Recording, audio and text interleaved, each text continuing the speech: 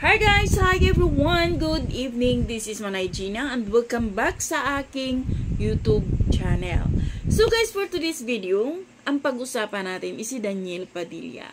Alam naman natin guys na nung naghiwalay si Daniel at saka si Catherine, marami talagang mga netizen, kahit sino, ang daming nagsasabi na start ng downfall ng career ni Daniel Padilla.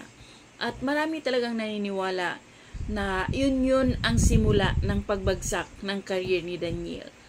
Pero guys, grabe, binulaga tayo ni Daniel sa incognito na grabe, sobrang galing talaga ni Daniel. Magaling silang lahat. Alam naman natin kung gaano sila talaga, silang pito talaga. Grabe, sobrang umaapaw yung galing nila, umaapaw yung excitement nila. At ang nakakaano pa, kasi lahat sila may pinagdaanan. Pero ang ganda ng resulta ng incognito.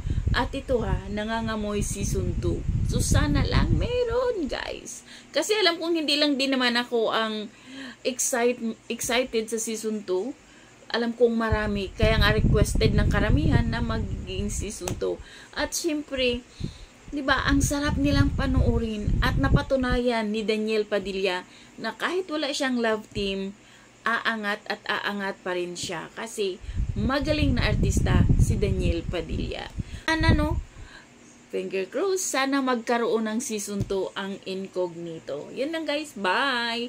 God bless everyone!